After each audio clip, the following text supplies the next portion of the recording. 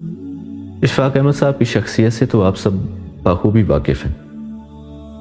आप फरमाते हैं कि मैं इल्म के हुसूल के लिए अहले इल्म की मजालिस में जाया करता था और अक्सर ऐसा होता कि मैं ताख़ीर से ही घर वापस आता तो मेरी वालदा दरवाज़ा खोलती और फिर मेरे लिए खाना तैयार करना शुरू करती।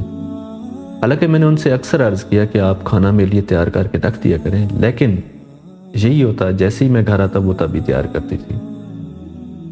तो एक दिन ऐसा हुआ कि वो खाना मेरे लिए तैयार कर रही थी और मैं उनके पास ही बैठा था।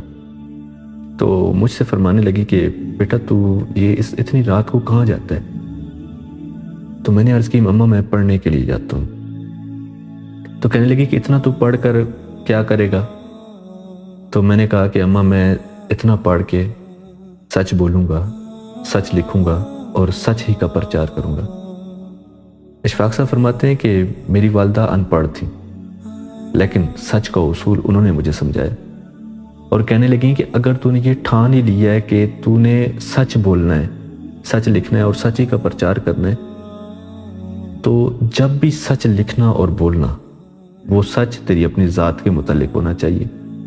दूसरों के मुतल्लिक सच बोलकर उनकी ज़िंदगियां बर्बाद मत करना। हमारे यहाँ ये एक गलतफहमी रवाज पा चुकी है। हम अक्सर इस तरह करते हैं, हम जब किसी के ऐप पे मुत्तले होते हैं, ठीक है, तो हम उसकी तशहीर करते हैं, हम बरसरेआम लोगों में उसका जिक्र करते हैं, हालांकि ये अंदाज बिल्कुल गलत है। सच का ताल्लुक तो आपकी अपनी ज़ात से, अपने मुतल्लिक सच क्या है? किसी का क्रेडिट खुद को देना और इसे अपना कमाल समझना ये झूठ है। उसे अपनी सेल्फ प्रमोशन का बायस समझना ये भी झूठ है। हुजूर नबी करीम सल्लल्लाहु अलैहि वसल्लम के हवाले से उस रिवायत को आप जानती ही हैं जिसमें जिक्र है कि जब आप सल्लल्लाहु अलैहि वसल्लम के साहबजादे इंतकाल फरमा गए तो आप सल्लल्लाहु अलैहि वसल्लम कितनी कर्ब की हालत में थे और दुख की हालत में थे, लेकिन उस कर्ब और दुख के बावजूद आपकी ज़ुबान पर अल्लाह की रज़ा के जुमले वाज़ेह हैं। तो जब आप सल्लल्लाहु अलैहि वसल्लम अपने साहबजादे की तदफीन के मराहिल से गुजर रहे थे तो उसी दौरान सूरज गिरन हो गया। तो किसी ने अर्ज़ की कि आज तो हुजूर नबी करीम सल्लल्लाहु अलैहि वसल्लम के साहबजादे के गम में भी सूरज गिरन हो गया। तो आप सल्लल्लाहु अलैहि वसल्लम ने तमाम असहाब को जमा फरमाया, सबको जमा किया और फरमाया कि एक बार याद रखें, सूरज गिरन किसी के गम में नहीं होता, बल्कि ये तो अल्लाह की निशानियों में से एक निशानी है।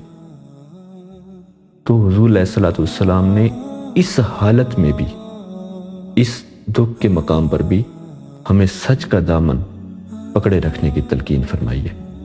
जिन्हें ये फिक्र नहीं सर रहे न रहे, जिन्हें ये फिक्र नहीं सर रहे न रहे, वो सच ही बोलते हैं जब बोलने पे आते।